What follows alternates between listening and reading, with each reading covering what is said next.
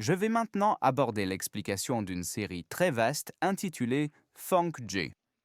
Eh bien, les fonctions sont essentielles pour comprendre ensuite la dérivée et l'intégrale. Et certains disent que c'est là que commence la véritable mathématique sérieuse. Mais les fonctions, sont en leur essence très simples. Il faut les comprendre à ce niveau conceptuel, c'est-à-dire que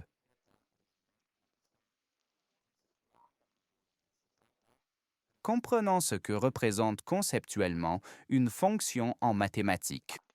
Et maintenant, dans cette première vidéo, comme toujours, nous allons nous demander ce qu'est une fonction. Et je vais essayer de l'expliquer de manière simple. Et maintenant, nous pouvons voir qu'une machine est apparue devant nous. Vous avez probablement déjà vu un tel distributeur automatique de snacks avec de la nourriture et des boissons quelque part.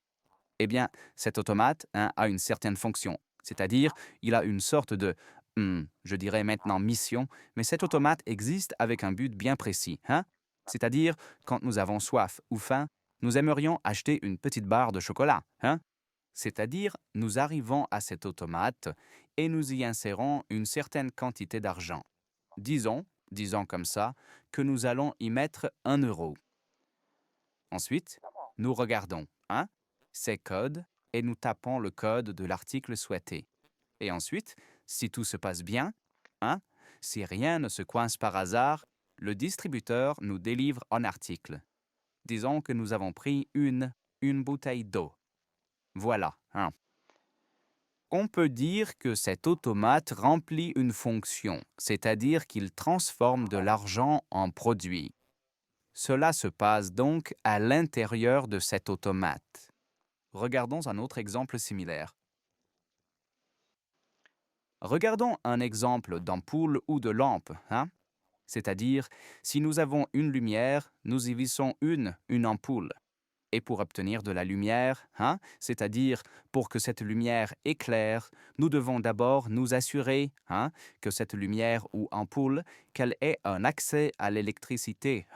C'est-à-dire, ceci est le symbole pour l'électricité, que qu'il est sous tension. Et puis ce petit fil à l'intérieur s'allume, et nous obtenons de l'autre côté de la lumière. Alors, comment marquer cela? Comme ça, que ça brille.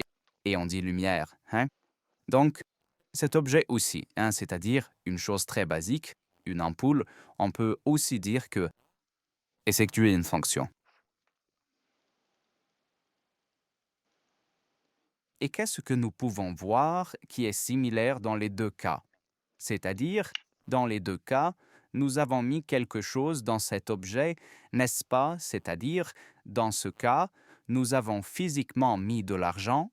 Ici, il a fallu que l'électricité se produise. Et de l'autre côté, nous obtenons ensuite un certain résultat, n'est-ce pas?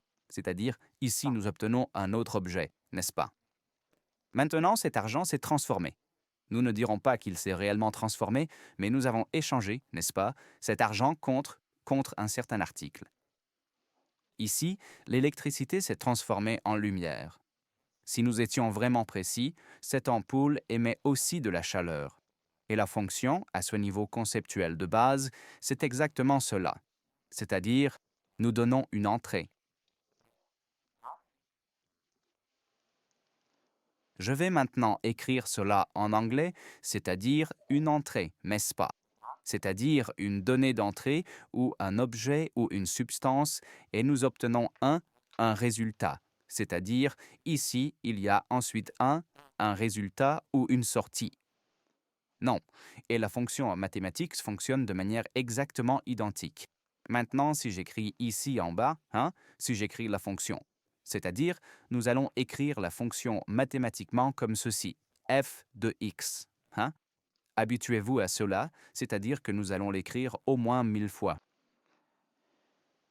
Et la fonction en mathématiques s'occupe des quantités. C'est-à-dire, nous allons généralement insérer un x dans notre fonction et de l'autre côté, nous obtiendrons un x.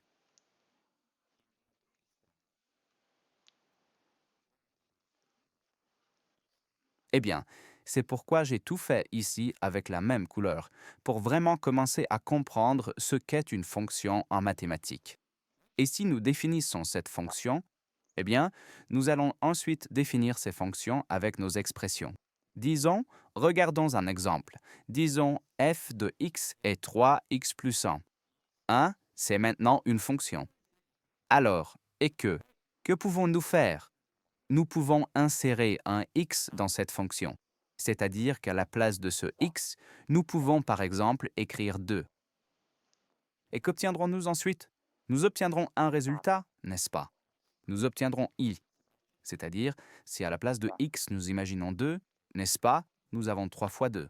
Cela fait 6, plus 1 égale 7. Hein? C'est-à-dire, cette fonction fait que le 2 se transforme en 7. Et c'est une fonction à ce niveau conceptuel mathématique, hein? Mais vous pouvez trouver des fonctions partout dans la vie, hein?